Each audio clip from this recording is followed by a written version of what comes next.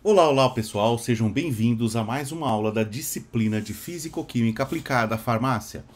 Na aula de hoje a gente vai tratar sobre um assunto que é de fato muito importante para nós conhecermos acerca das características dos fármacos e como que eles funcionam no nosso organismo, quais são os pré-requisitos que um fármaco precisa para que ele tenha ação no organismo. E não é somente a atividade da molécula. Vamos ver isso em detalhes, começando hoje em duas partes, falando sobre solubilidade.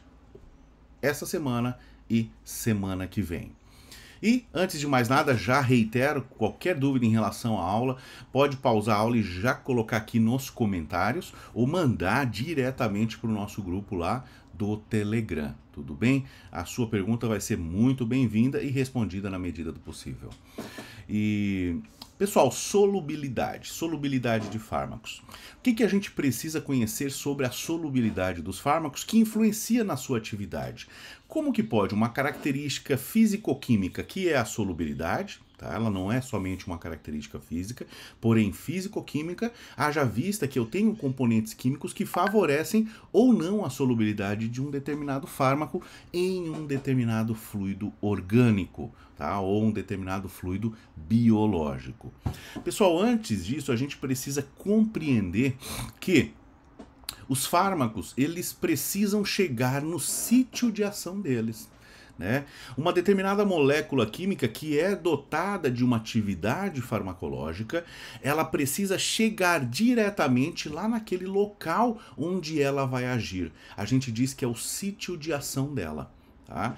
Então, um medicamento que age no sistema nervoso central, ok? Diminuindo a recaptação da serotonina na fenda sináptica, tá? Como a seleginina, que é um inibidor de monoamino oxidase, fazendo com que a serotonina que cai lá na fenda sináptica ela não seja reabsorvida e eu aumente a concentração dela lá naquele sítio, lá naquele local, elevando a sensação de prazer, a sensação de saciedade, a sensação de felicidade da pessoa.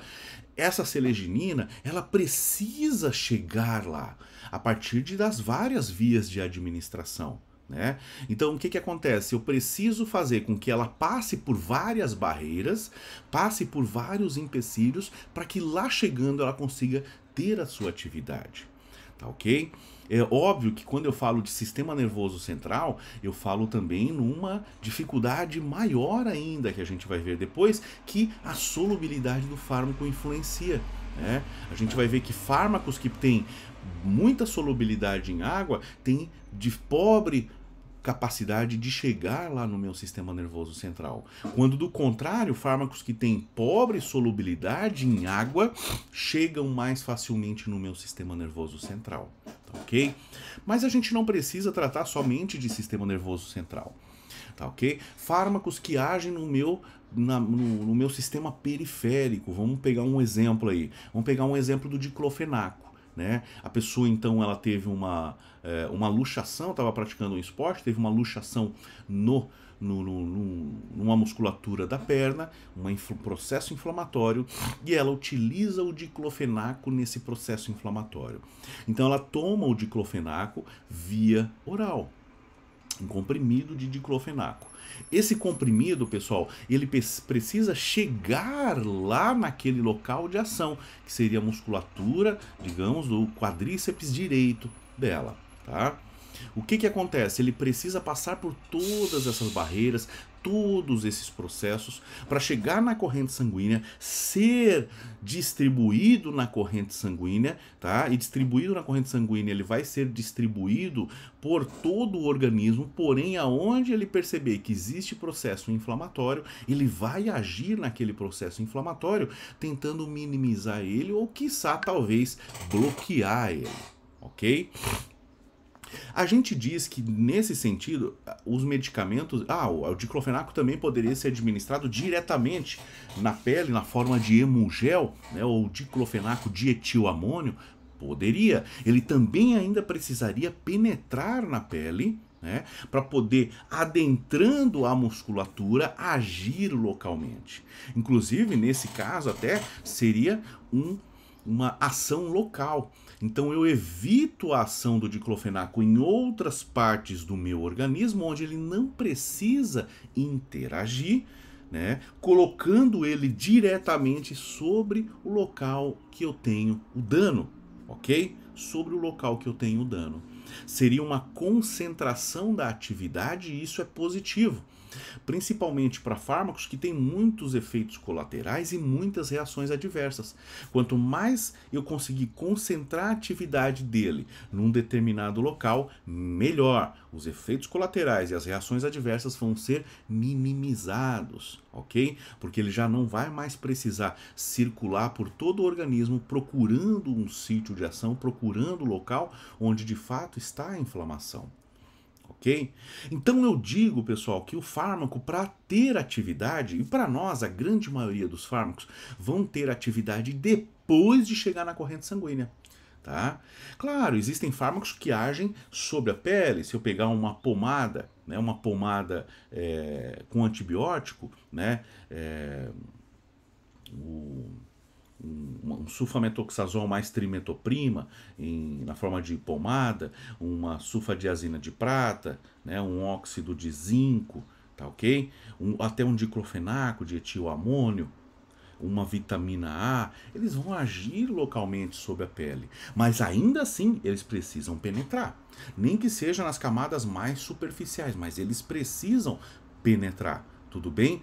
Agora, a esmagadora maioria dos medicamentos precisa penetrar até o meu sistema cardiovascular para que o meu sistema cardiovascular se encarregue de fazer a distribuição, né?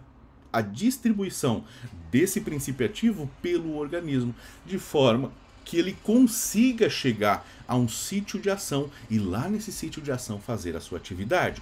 Isso para a esmagadora maioria dos medicamentos. Sejam eles administrados via endovenosa, via subcutânea, né, via oral na forma de comprimidos, oral na forma de cápsulas, oral na forma de suspensão, oral na forma de solução, tudo bem? Ok? Oral na forma de emulsão, é o que é mais difícil, porém existe, ok? Ainda via retal na forma de supositório, via vaginal na forma de óvulos, de cremes e todas as vias que eu imaginar, ok? Então ele precisa chegar na corrente sanguínea para que faça-se a distribuição. A gente inclusive diz que os fármacos eles têm volumes de distribuição diferenciados e o volume de distribuição de um fármaco é relacionado à solubilidade dele. Nesse caso é relacionado à solubilidade dele na corrente sanguínea. Quanto mais solúvel um fármaco é na corrente sanguínea, menor vai ser o volume de distribuição, porque ele vai tender a ficar aonde? Na corrente sanguínea. E a minha corrente sanguínea tem já um volume pré-definido, ok? Que é em torno aí de 0,5, 0,8 ml por quilo, né? Então uma pessoa de 100 quilos ela vai ter mais ou menos 8 litros de sangue. Uma pessoa de 70 quilos vai ter mais ou menos 5,6 litros de sangue. Então esse seria o volume de distribuição, 5,6 litros. Né? Pegue um fármaco que é bem hidrossolúvel, a dipirona sódica é um fármaco bem hidrossolúvel. Tá? Então o que acontece? Quando eu administro ela pela via oral, ela vai ter um volume de distribuição de 5,6 litros para uma pessoa de 70 quilos, porque ela fica somente na corrente sanguínea. Ok? Agora um fármaco que não, ele não fica somente na corrente sanguínea, ele é um fármaco muito lipofílico. Ele fica também no meu tecido adiposo. Tá? Então, quanto mais tecido adiposo eu tiver, maior vai ser o volume de distribuição. Então, para uma pessoa extremamente obesa que toma lá uma betametasona, né, uma injeção de betametasona, a betametasona é um fármaco esteroide, né, e quando eu falo esteroide não significa que ele é um fármaco que tem características ergogênicas de ganhos de massa muscular, mas sim um fármaco que possui o anel esteroidal, né, e por sua vez consecutivamente, ele possui todas as características de efeitos colaterais, reações adversas de todos os fármacos que possuem o anel esteroide, e uma grande característica dele é a retenção hídrica. Né? Então, pessoas que fazem uso de corticoides durante muito tempo tendem a ficar com a pele inchada, né, o rosto inchado, o corpo inchado por conta da retenção hídrica. E vejam só, essa retenção hídrica se dá não na corrente sanguínea, mas sim nos tecidos intersticiais, de fato, muito próximo onde a gente tem maior quantidade de gordura. E aonde que a gente tem maior quantidade de gordura? Na nossa camada subcutânea, logo abaixo da pele. Né? Inclusive como forma de proteger, forma de garantir uma termoestabilidade do meu corpo, né? Eu conseguir manter mais facilmente a temperatura de 37 graus Celsius, aproximadamente entre 36 e 37 do meu corpo, através dessa camada de gordura. Porém, quando a betametasona ela é administrada, mesmo que intramuscularmente, ela vai ser absorvida pelo músculo, cair na corrente sanguínea. Na corrente sanguínea ela vai ter um volume de distribuição de somente 5,6 litros para uma pessoa de 70 quilos? Não. Ela também vai para os tecidos adiposos. Ela vai ter um volume de distribuição de 7 litros, 8 litros, 10 litros, 15 litros, conforme o índice de massa corporal da pessoa. Tudo bem? Ok? Então a gente fala que os fármacos têm essa característica de volume de distribuição. E quanto maior o volume de distribuição dele, mais tempo ele fica no organismo. Né? Porque pensa bem, se ele chega e fica somente na corrente sanguínea facilmente ele pode ir para os pulmões e ser excretado na forma pulmonar, ele pode rapidamente ir para os rins e ser filtrado, né, glomerularmente e ser excretado. Agora, se ele está lá no tecido adiposo, ele não vai ser excretado. A gente diz que no tecido adiposo ele está num outro compartimento que não na corrente sanguínea. Então, o que acontece nesse caso? Tudo que está na corrente sanguínea vai sendo extraído lentamente e aquilo que está no tecido adiposo lentamente vai sendo colocado novamente na corrente sanguínea para manter um equilíbrio. Então, são fármacos que normalmente têm tempo de meia-vida maior. O que é o tempo de meia-vida do fármaco? É o tempo que leva para que 50% dele seja metabolizado e saia do organismo. E é o tempo de meia-vida que vai delimitar a posologia de um medicamento. Tá? Vamos pegar dois anti-inflamatórios para comparar o tempo de meia-vida deles. O próprio diclofenaco. Né? O próprio diclofenaco a gente pode tomar aí de 2 a 3 vezes por dia. Tá? Porque em torno de 12 horas, ou entre 8 e 12 horas, ele cai 50% da sua concentração que foi absorvida. Então eu tomo outra dose para manter a concentração dele alta.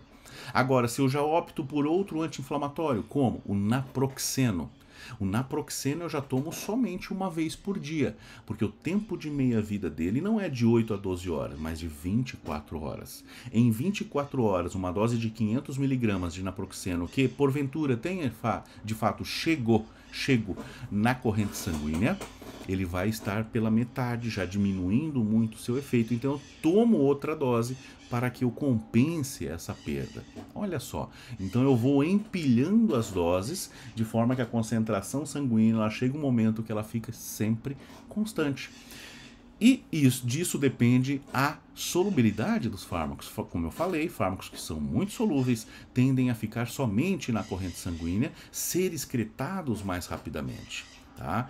E fármacos que têm pouca solubilidade na corrente sanguínea, porém ainda são solúveis, né? Todos eles têm que ser solúveis. Eu não posso formar êmbolos na corrente sanguínea, porque seria perigoso no entupimento de vasos de pequeno calibre, né? Levando a acidentes vasculares, cerebrais, periféricos e coronarianos. E eles, muito embora eles sejam solúveis, mas eles ainda vão ter preferência por outros tecidos. Um tecido hepático, um tecido adiposo, um tecido renal, um tecido do meu aparelho digestório, né? Das células do aparelho digestório, que são células musculares lisas. Tá? Então eu devo levar isso em consideração. Então, os fármacos, depois de administrados, eles precisam chegar na corrente sanguínea. Eles precisam, tá? Senão, não vai ter atividade, não vai distribuir, não vai ter atividade. A gente diz que a concentração de um fármaco que chega na corrente sanguínea chama-se biodisponibilidade. Biodisponibilidade. O que seria biodisponibilidade? A quantidade de um fármaco após a administração que chega de fato na corrente sanguínea. Daí eu pergunto para você, quando eu administro um fármaco diretamente na via endovenosa, diretamente na endovenosa, um fármaco, digamos, de 100 miligramas de dose, quantos miligramas de dose de fato chegam na via endovenosa? 100 miligramas, eu não perco nada.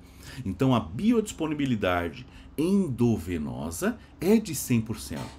A biodisponibilidade da via endovenosa é de 100%, porque eu estou colocando direto ele dentro do compartimento mais importante, que vai ter que fazer a distribuição para o organismo. Tudo bem? Agora, se eu administro ele via oral, né, as mesmas 100 miligramas, eu pergunto para vocês,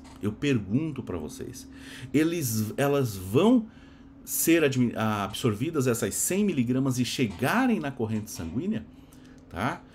Essa é uma dúvida muito grande. Não, pessoal. Não, nunca, praticamente nunca mesmo, um fármaco a 100% da dose administrada pela via oral vai chegar na corrente sanguínea, tá? Por vários motivos. O primeiro deles, que eu não consigo absorver 100% daquilo que eu administro.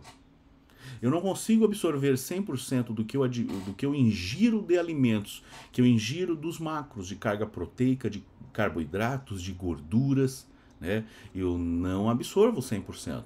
Tanto é que a gente tem a formação do bolo fecal, que é a sobra daquilo que a gente não conseguiu absorver.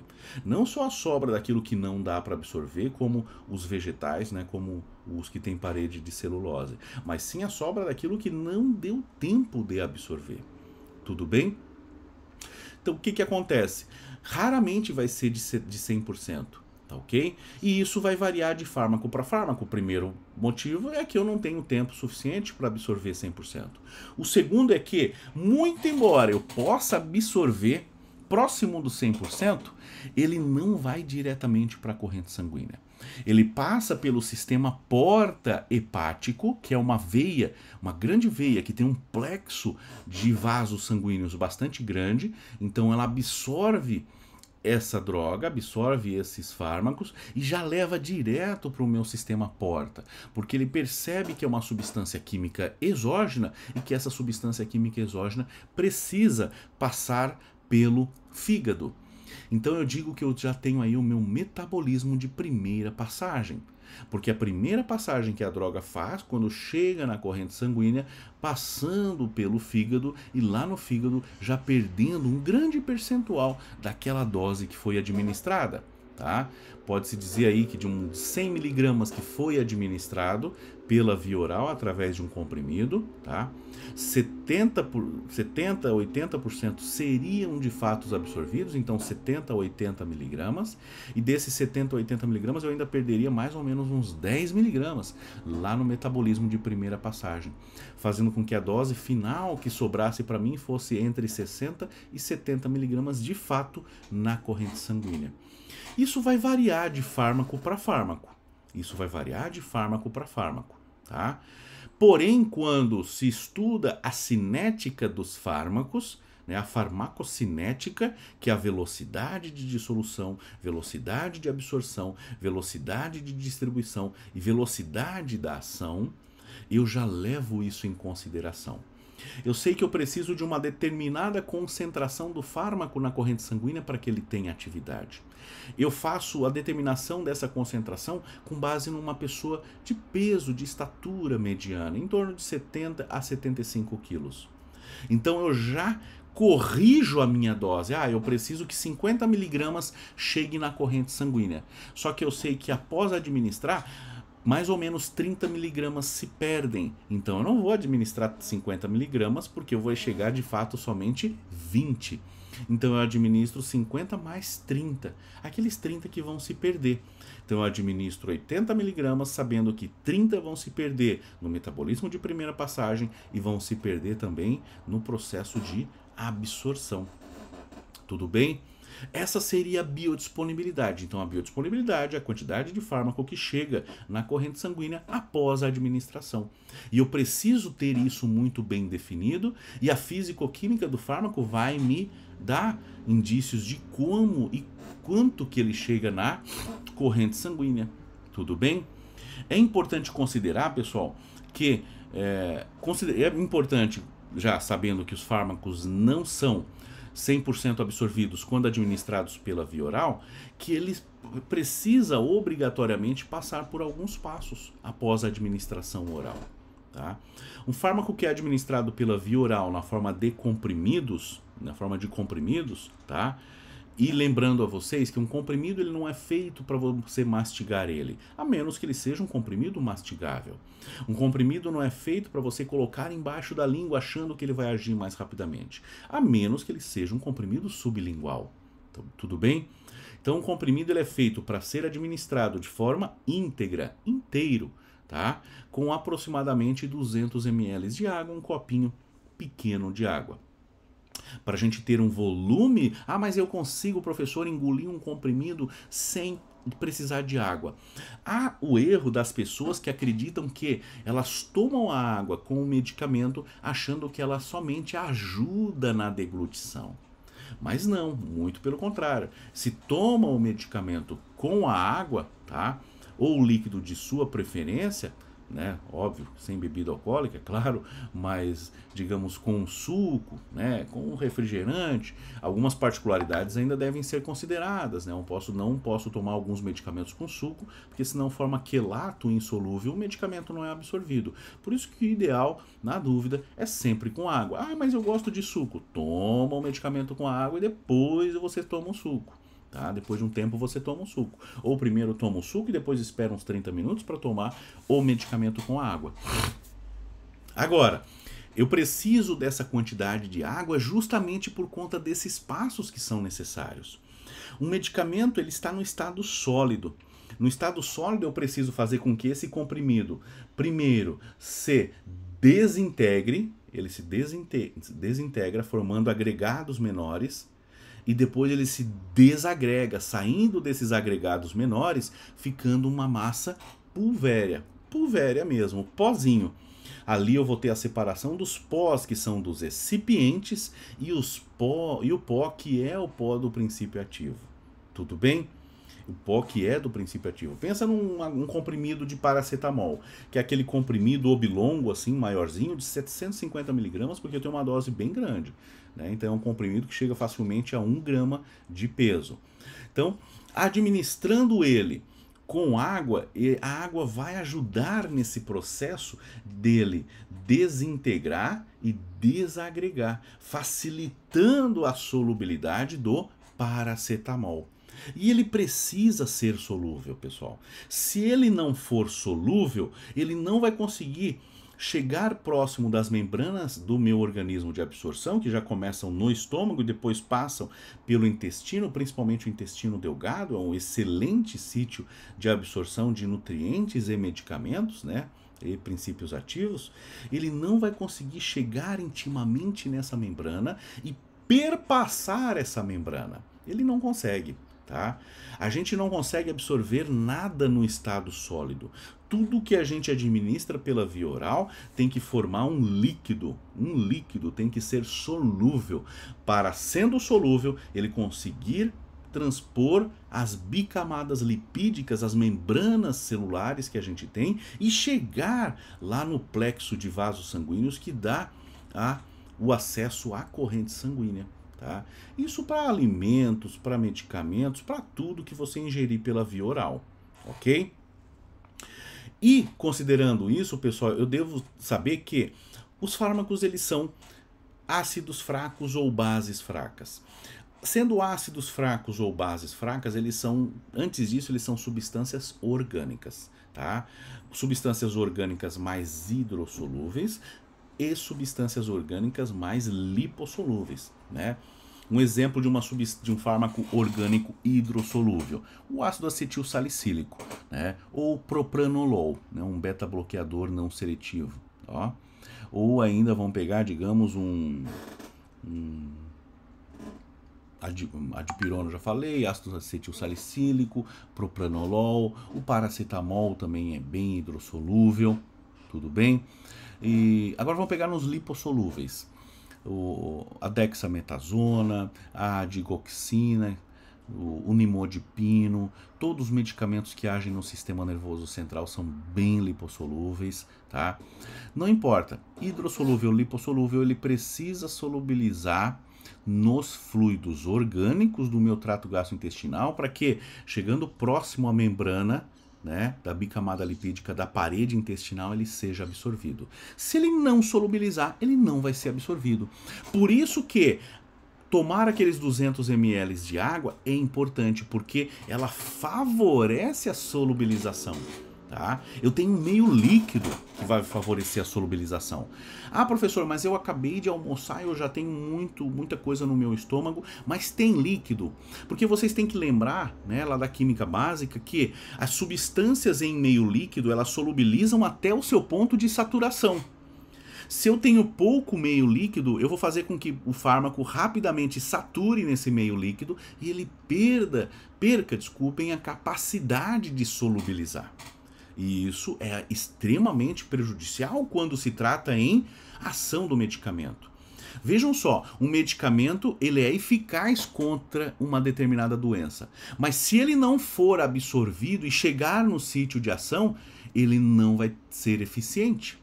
Por isso que existem indústrias farmacêuticas que produzem medicamentos de baixa qualidade, infelizmente ainda hoje, porém muito menos, tá? Simplesmente porque ela não consegue pegar aquela moléculazinha do princípio ativo, colocar ela dentro de uma forma farmacêutica que seja viável. Então é um comprimido com uma resistência ao esmagamento muito grande, um comprimido com uma friabilidade extremamente baixa, que não vai se dissolver, não vai desintegrar, não vai desagregar, então ele não vai ter atividade. Muito embora a substância que esteja lá dentro, e ela está lá dentro, ela tem atividade, né? Vocês não pegaram, mas a lei dos genéricos, pessoal, ela veio numa época onde no Brasil a gente tinha um boom muito grande de medicamentos similares. Então existia um medicamento de referência, né? Vamos pegar o diclofenaco. Existia lá o Cataflam, que é o medicamento de referência do diclofenaco potássico, né? E existia aí 20, 30 opções de diclofenaco potássico de marcas não genéricas, porque não existia lei do genérico, tá? Que é de 1998, 99. Mas existia de concorrentes que de menor potencial, menor parque industrial, pouco investimento, que simplesmente produziam, registravam e botavam para comercializar. E naquela época existia infelizmente, houveram muitos casos de medicamentos falsificados. Então, um medicamento que dizia que tinha aquela determinada dose lá dentro, ele não tinha, então ele não fazia o efeito esperado, da maneira esperada, no potencial esperado. E também, né, não só isso, mas também na maioria das vezes, não é que ele não tinha dose lá dentro. É porque ele era tão mal e porcamente elaborado que ele não se comportava bem depois de uma administração. Então era um comprimido que não se desintegrava, era uma cápsula muito dura que não se dissolvia, era um supositório que não se dissolvia. Então houve uma mobilização política. E esses medicamentos eram conhecidos como medicamentos BO, tá? BO, porque eles eram bonificados. Eu vou dar um exemplo para vocês, que eu me lembro até hoje. Quando eu me formei, e eles foram saindo lentamente do mercado, eles não foram excluídos todos de uma vez. Na verdade, eles foram consumidos pela lei dos genéricos, tá? Já vou explicar. Mas quando eu me formei em farmácia, isso lá na virada do milênio, na virada do século, eu comprei uma farmácia, né? Eu tive uma farmácia durante pouco tempo, porque depois eu quis seguir a carreira acadêmica, fazer um mestrado e doutorado, e eu me mudei para Florianópolis. Mas eu tive uma farmácia numa cidadezinha pequenininha, né? Na minha cidade natal, que é Tubarão, no interior de Tubarão, tá? E o que acontece?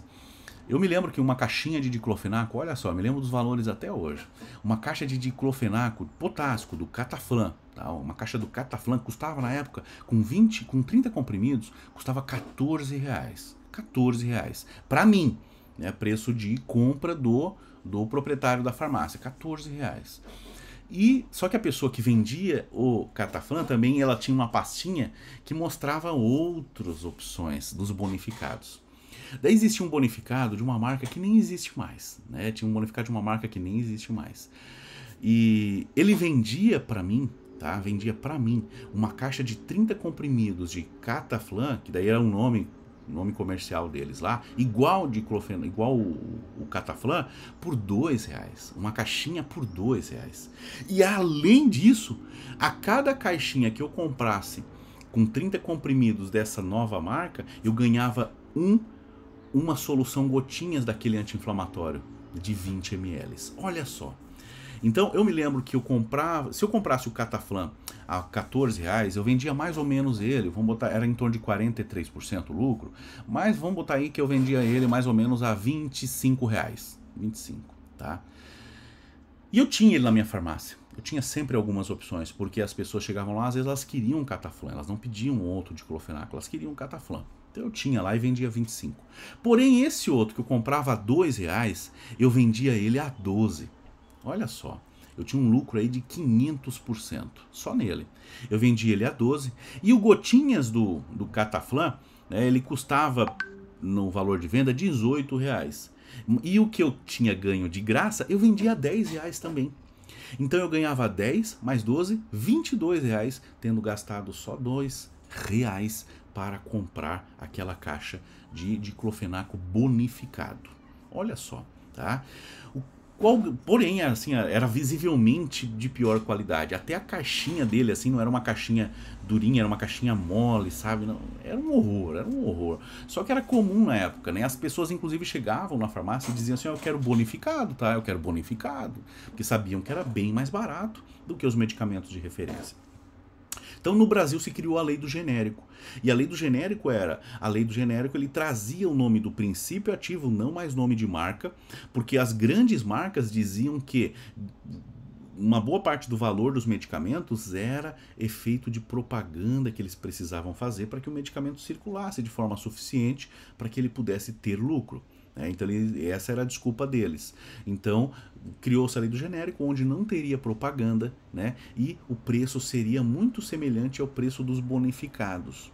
Na época foi, então ele engoliu os bonificados, engoliu mesmo. Os bonificados foram aí em torno de 3, 4 anos, eles saíram do mercado. As empresas fecharam, não tinha mais aceitabilidade. Daí o que como que fizeram também para que elas saíssem do mercado? Começaram a exigir testes de biodisponibilidade e bioequivalência. Ele tinha que ser tão biodisponível, olha só, em relação ao medicamento de referência. Então, o percentual de absorção do medicamento de referência tinha que ser igual ao percentual de absorção do medicamento bonificado. E ainda o teste de bioequivalência, que é quanto de fato que chega na corrente sanguínea do ser humano, tá?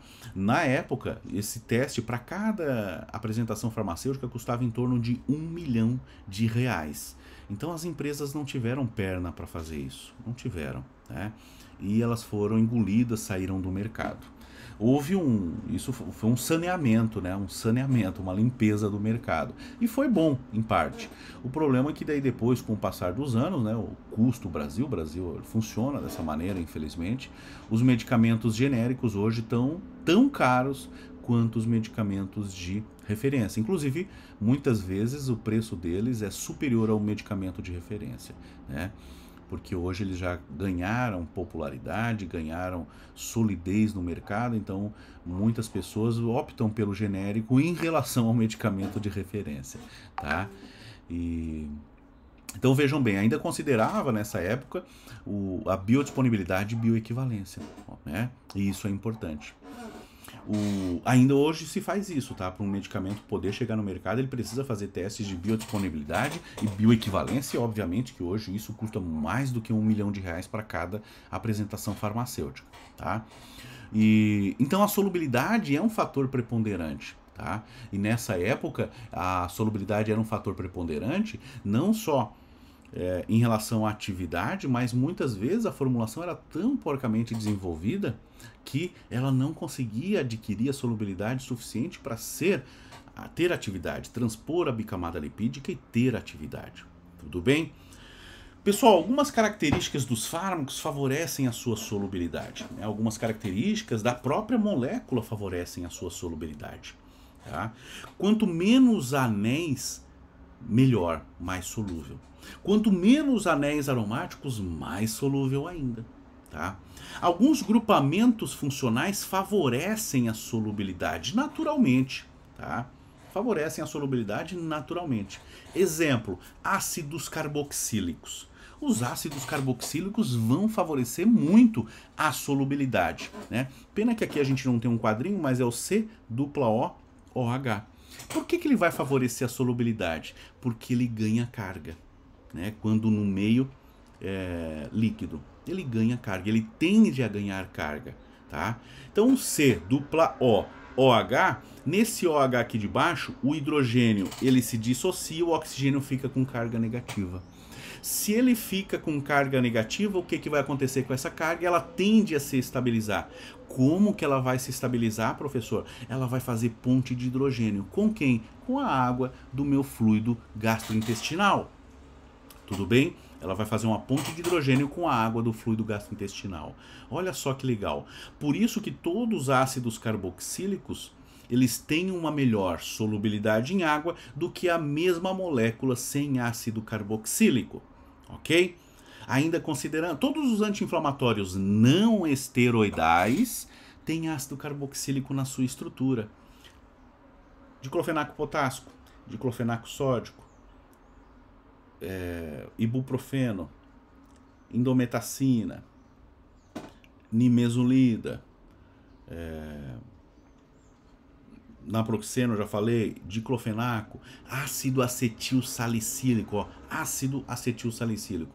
Tanto é que daquele triozinho entre ácido acetil salicílico, dipirona e paracetamol, só o ácido acetil salicílico também tem atividade anti-inflamatória, justamente por ter o ácido carboxílico na sua estrutura, porque lá no receptor onde ele age lá, inibindo a produção de prostaglandina, a ação das prostaglandinas no processo inflamatório, aquele receptor carece da necessidade de que a molécula tenha um ácido carboxílico na sua estrutura. Tudo bem? Então os ácidos carboxílicos favorecem a solubilidade dos fármacos em água. Ótimo. O que mais que favorece a solubilidade dos fármacos em água, professor? Tudo que tem possibilidade de ganhar carga. Então, grupamentos amina, né? Amina primária, amina secundária, amina terciária, quando caem em meio aquoso, tendem a protonar. No momento que ele protona, que é o contrário do ácido carboxílico, ele ganha a carga positiva. No momento que ele ganha a carga positiva, o que ele faz? Ele tende a estabilizar essa carga positiva, fazendo o quê? Ponte de hidrogênio com a água. Ponte de hidrogênio com a água. Tudo bem? Fazendo ponte de hidrogênio com a água, ele se liga na água, ele ganha uma intimidade. Botem isso na cabeça de vocês. Solubilizar é ter intimidade. Ele ganha uma intimidade com a água e ali ele passa a ter um maior potencial de absorção pela bicamada lipídica do meu trato gastrointestinal. Tudo bem? Porém, pessoal, eu devo considerar que, mesmo que a molécula, grupamentos açúcares ligados à molécula também favorecem a sua solubilidade, porque naturalmente, né, a sacarose, a glicose, né, a maltose são açúcares que solubilizam em água. Então, se eu coloco moléculas que têm açúcares, esses açúcares têm muitas hidroxilas, essa é a característica do açúcar, muita hidroxila em uma cadeia carbônica, aberta ou fechada, o que vai acontecer? Essas hidroxilas vão fazer ponte de hidrogênio com a água, favorecendo a intimidade, por sua vez a solubilidade. Porém, de nada adianta a minha molécula ter uma molécula de açúcar, ter ácido carboxílico, ter grupo amino ou ter qualquer outro grupo que ganhe carga positiva ou negativa, que favoreça a estabilização dessa carga com as cargas da água, né? Se a minha molécula tem muitos carbonos na sua estrutura. Se ela tem muitos carbonos na sua estrutura, ela fica extremamente lipofílica, e ela extremamente lipofílica, a solubilidade dela cai substancialmente. Por isso que muitas moléculas que têm atividade in vitro contra uma determinada doença, quando eu testo ela em vivo, ela não vai ter atividade. Não porque a molécula não interage com o sítio de ação, mas porque ela não consegue se solubilizar para ser absorvida.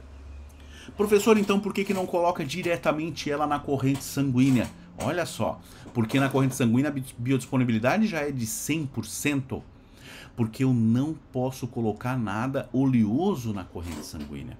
Se eu colocar algo oleoso na corrente sanguínea, eu tenho a formação de uma gota ou várias gotas de óleo que vão funcionar como êmbolos em vasos de pequeno calibre.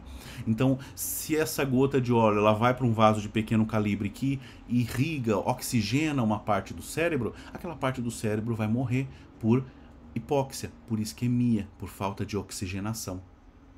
Se for numa coronária, eu vou ter um infarto agudo do miocárdio. Se for em outra parte do corpo, eu vou ter problemas naquela parte com necrose isquêmica, né? Se for no pulmão, eu vou ter perda da capacidade de troca gasosa e a pessoa também vai desfalecer. Então é extremamente perigoso injetar substâncias oleosas na corrente sanguínea. E quando eu falo em substâncias oleosas na corrente sanguínea, pessoal, não é somente aquela substância oleosa que você reconhece, digamos assim, um óleo de soja, bem oleoso. Não, é algo mais lipofílico que não se mistura, não se miscibiliza com o sangue, que é predominantemente aquoso. Olha só, né? Então, moléculas extremamente lipofílicas, como o digoxina, digitoxina, né? Normalmente os anti-inflamatórios esteroidais, tá? A anfotericina B, são fármacos que têm problemas em relação à sua atividade justamente por conta da baixa solubilidade. A anfotericina B, pessoal, ela é tão baixa a sua solubilidade que o uso dela é restrito a hospitais, porque no hospital eles conseguem administrar ela na forma de lipossomas, que a gente vai ver lá na tecnologia farmacêutica, que são opções onde eu encapsulo uma molécula que é muito lipofílica, né, através de uma bicamada lipídica artificial, favorecendo a solubilidade, em parte dela, no meu sangue. Tudo bem? Então, a anfotericina B é somente de uso hospitalar. A digoxina e a digitoxina, eu congrego essas moléculas com várias moléculas de açúcar, 3, 4 moléculas de açúcar, para melhorar um pouco a solubilidade dela através da administração oral de comprimidos. Então não é porque uma molécula ela tem baixa solubilidade que eu preciso, ai, tadinha, ela tem baixa solubilidade, ela não vai servir para mim, então eu deixo ela de lado. Não. Eu posso mudar essa molécula de forma a garantir que ela tenha solubilidade suficiente para chegar no sítio de ação e tenha atividade, tá?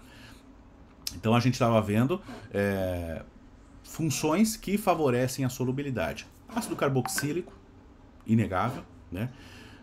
Aminas, inegável, ou qualquer parte da molécula que forme o quê? Carga. Aí que vem uma questão importante.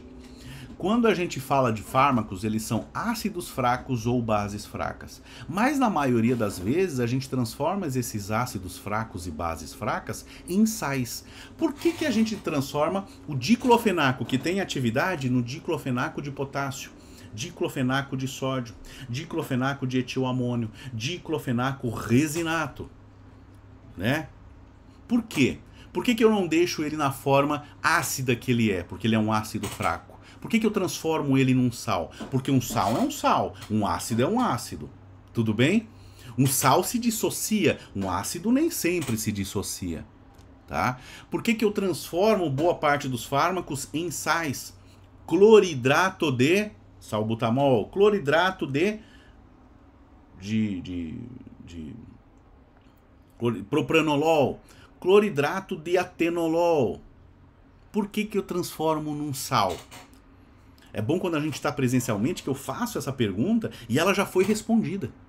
Ela já foi respondida, eu quero ver quanto o pessoal tá ligado e consegue me responder ela. Por que que eu transformo um fármaco num sal? Por que que eu pego uma base fraca? Por que que eu pego um ácido fraco e transformo num sal? Eu já falei para vocês, é só associar. Por que, professor, você faz isso? Você faz isso porque quando um sal cai em um fluido biológico, fluido gastrointestinal, ele se dissocia. Quando ele se dissocia, ele ganha carga positiva ou carga negativa. No passo que ele ganha carga positiva ou carga negativa, ele faz o quê? Ponte de hidrogênio. Com quem? Com a água do meu trato gastrointestinal. Logo, ele tende a favorecer a solubilidade dos fármacos. Ah, professor, então quer dizer que para fármacos mais lipofílicos, se eu transformo ele num sal, eu favoreço a solubilidade? Favorece. Favorece. Olha só que legal, né? Então quer dizer, professor, que o cloridrato de propranolol é mais solúvel do que a base pura do propranolol? Sim. O cloridrato de salbutamol, né, que é um agonista alfa-1 adrenérgico, que causa broncodilatação, ele é mais solúvel do que a base pura do salbutamol? Sim. Tá? Todo sal, pessoal, quase todo, tá? Quase. Deixa eu... O que faz a regra são as exceções, né? O que confirma a regra são as exceções. 99,9% dos sais são mais solúveis do que as suas bases isoladas, tá? Por que, professor, 99,9? 99. Qual a opção que não... O sal diminui a solubilidade? Quando eu tenho um sal muito estável, né? Vamos pegar a eritromicina. A eritromicina, ela é um fármaco administrado pela via oral e ela é um dos fármacos mais horripilantes que existem. Horripilantes em sentido de sabor. Então a pessoa que toma a eritromicina uma vez, ela nunca mais vai querer tomar. Nunca, nunca, nunca mais. Ela gera aversão. Ela gera aversão. Né? Da mesma maneira, você que futuramente vai lá na gnosia ou na pesquisa fazer um extrato, fazer um infuso de Valeriana officinalis, você vai ver que você nunca mais vai querer trabalhar com Valeriana officinalis, tá? Porque o cheiro é horrível, ninguém consegue ficar dentro do laboratório sem ser pago, né? Pagando a gente fica. Mas ninguém consegue ficar dentro do laboratório com aquele cheiro lá durante horas e horas e horas. E a eritromicina, ele tem esse sabor que gera aversão. Então, quando administrada pela via oral, se você são administradas várias doses, é um antibiótico, você ia preferir morrer com a infecção do que ter a segunda, a terceira e a quarta dose da eritromicina, tá? Daí o que que faz? Por que que a gente sente o sabor das coisas? Primeiro, para sentir o sabor, as coisas precisam solubilizar na minha saliva. Se ela não solubiliza, você não sente o sabor. Tá? Se ela não solubiliza, você não sente o sabor. Por isso que, inclusive, o sabor das coisas aquecidas são maiores do que as mesmas coisas geladas. Porque quando eu estou aquecido, quando eu aqueço, eu favoreço a solubilidade. É uma das ações que eu posso tomar para melhorar a solubilidade das substâncias, aquecer, né? A gente vai ver na próxima aula, né? Como que eu posso alterar a solubilidade das substâncias. Então o que eu faço? Eu pego a eritromicina e transformo ela num sal. Porém, eu transformo ela num sal mais insolúvel do que a própria eritromicina base pura. Para que no momento da administração, ela não seja solubilizada nas minhas papilas gustativas e eu não sinta o sabor dela. Tá bom? Olha só que exemplo legal. Tá? Professor, mas ela não vai solubilizar? Não, ela vai passar por um outro processo, ela vai ter uma solubilidade pH dependente no estômago, tá? Mas aí a gente vai ver isso na parte 2 dessa aula, né? Como alterar, como manipular a solubilidade das substâncias. Agora a gente está aprendendo quais são as características, como que a solubilidade influencia.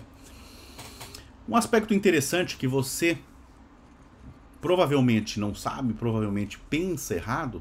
Não é que pensa errado, o conhecimento a gente vai tendo ele por partes, né? Você não precisa saber tudo num primeiro momento, porque isso te distancia do conhecimento. Mas você vai formando alguns agregados de conhecimento e depois vai alterando, vai ampliando, aprofundando esse conhecimento, né? E eu perguntaria para vocês, o que é ser solúvel? O que é ser miscível? O que é misturar? Eu perguntaria para vocês, faria uma pergunta que eu tenho certeza que a maioria da sala erraria, né? Água e óleo. Água e óleo se misturam? Água da torneira e óleo de soja se misturam? Eu tenho certeza que a maioria diria que não se misturam. Não, absolutamente. Sempre aprendi que não misturavam e que não misturam, de fato, né? E nada vai me fazer mudar de ideia. Porém, eu digo para vocês que eles se misturam, né? Eles se misturam, mas é óbvio que se misturam. É óbvio, gente. Se eu pegar uma garrafinha PET, colocar lá de 500 ml, colocar 200 ml de água e 200 ml de óleo e balançar, rapidamente eu olho, eles estão misturados. Eu vejo gotinha de óleo, gotinha de água, parte de óleo, parte de água, parte de óleo, parte de água. Eles estão misturados. Ah, mas não formou uma solução. Mas daí é outra coisa. Tá? Formar solução é uma outra coisa, tá? Inclusive, salvo engano, a gente vai ter uma aula só de soluções, né? E formar solução é uma outra coisa completamente diferente. Mas eles se misturam. É como se você dissesse pra mim que se eu pegar areia de praia e farinha de trigo, colocasse meio quilo de cada uma dentro de um saco branco, transparente, e misturasse, elas não se misturariam. Elas ficariam, não, cada uma pro seu lado. Não, elas se misturam. Elas se misturam. Se misturam, inevitavelmente, tá?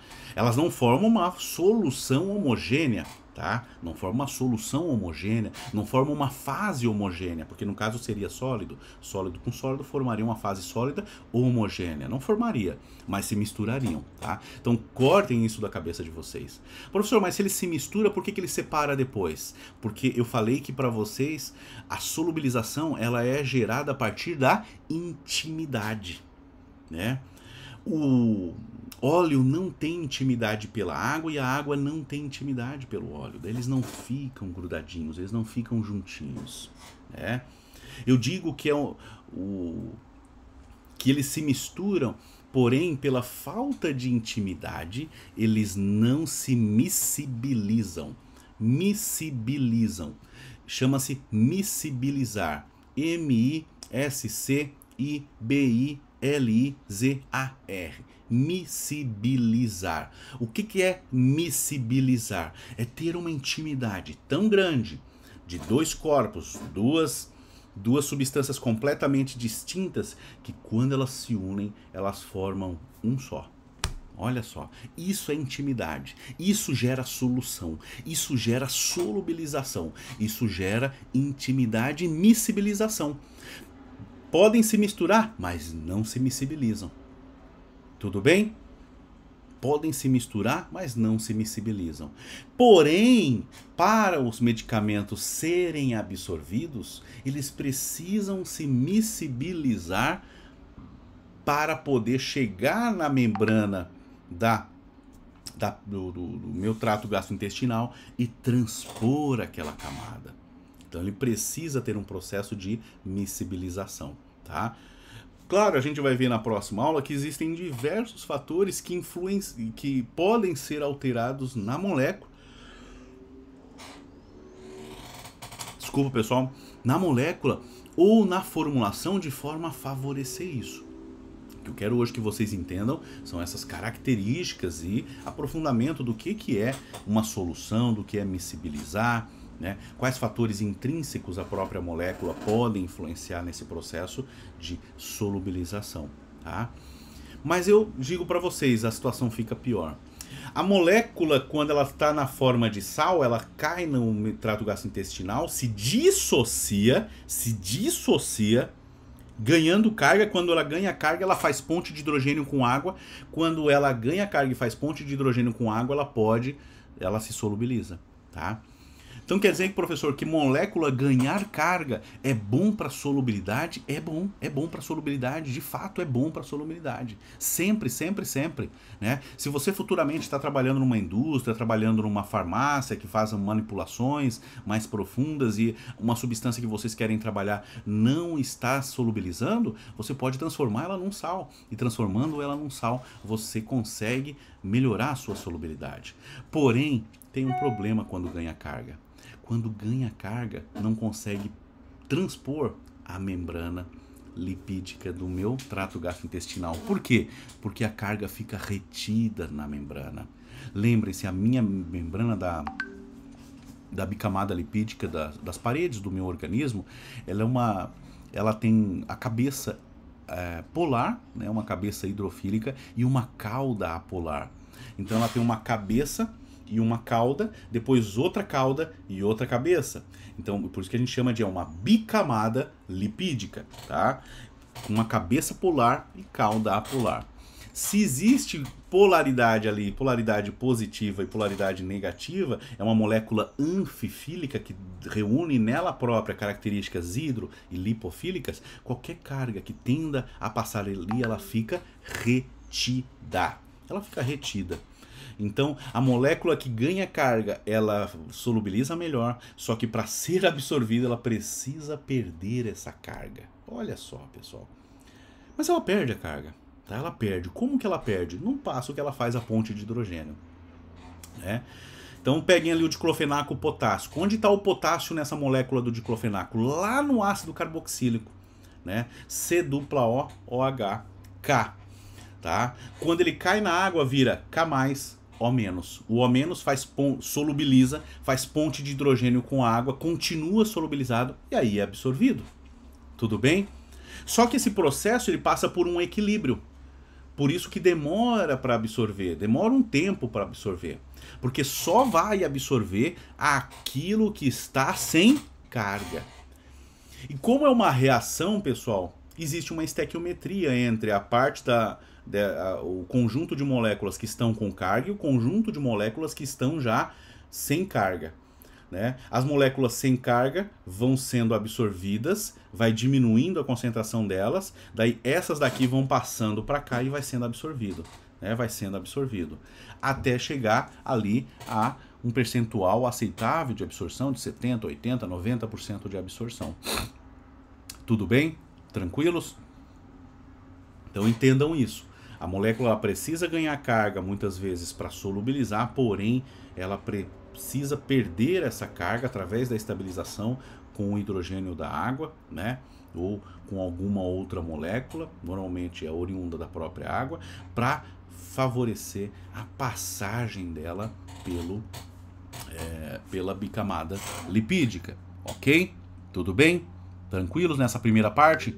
Pessoal, esse conteúdo é um conteúdo que normalmente eu dou somente no quadro, eu não tenho apresentação para ele, é um conteúdo que eu gosto muito, é um conteúdo que eu tenho uma grande paixão em ministrar, então eu faço ele somente como dizia antigamente, no cuspe e no giz mesmo, tá? Então eu sugiro que vocês vejam essa aula, né, com o mouse do lado, com o dedinho no pause, para eu falando e vocês anotando, para montar toda uma retórica, existe toda uma lógica na sequência que eu vou falando, e essa lógica é muito importante, tudo bem?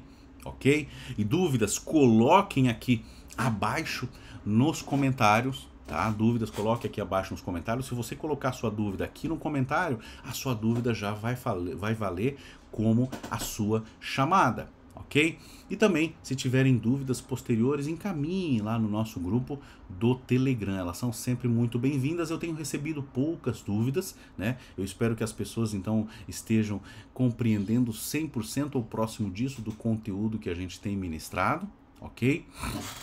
Porém, eu sempre gosto de responder as questões, né? Denota que os alunos estão pensando a respeito, estão criando conhecimento. E como eu falei para vocês, essa parte de solubilidade ela é de fundamental importância para que você consiga depois conceber de forma racional como que os medicamentos agem no organismo, né? Até porque a solubilidade é um dos fatores mais preponderantes para absorção dele no organismo. Inclusive lá na tecnologia farmacêutica, quando a gente for escolher qual é a forma farmacêutica ideal para uma determinada molécula, eu devo obrigatoriamente levar em consideração as características físico-químicas, principalmente no tocante à solubilidade. Tá ok? Então, a gente vai ver na próxima aula vários fatores que eu posso alterar na minha molécula para melhorar a sua solubilidade, tá? E também, do ponto de vista contrário, o que se eu não mudar a solubilidade pode permanecer como um empecilho para a atividade do medicamento, ok?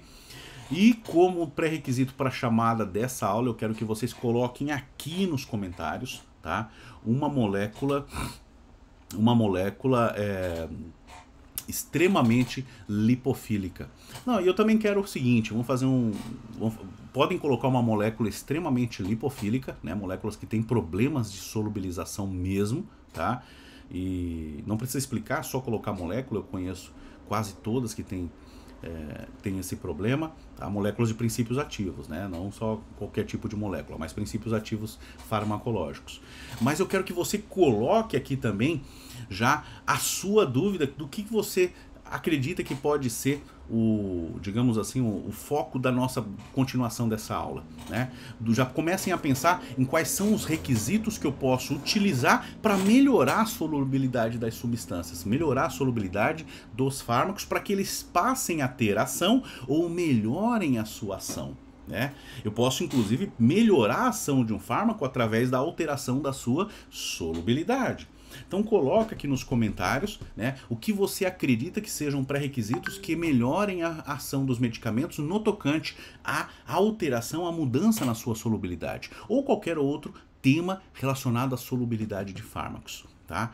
Porque daí a sua dúvida ali vai ser respondida ao vivo aqui na nossa aula, né? No vídeo gravado para vocês, não ao vivo, mas no vídeo que eu gravo aqui, né? Então eu não vou responder propriamente lá, mas eu vou colocar aqui, fulano de tal perguntou isso, e eu já coloco aqui. Você vai estar contribuindo inclusive pro roteiro da aula, né? Olha só que legal, o roteiro da aula aqui não é engessado, o professor não traz um roteiro pronto e se os alunos tenderem a fugir desse roteiro ele fica desesperado, não. Né? Você pode sugerir lá e eu vou incluir a sua pergunta aqui nessa aula e a gente vai juntos definir, juntos pensar o que é mais importante, quais são esses fatores que são tão fundamentais para a ação dos medicamentos. Tudo bem? Então por hoje era só, pessoal, um grande abraço e até mais!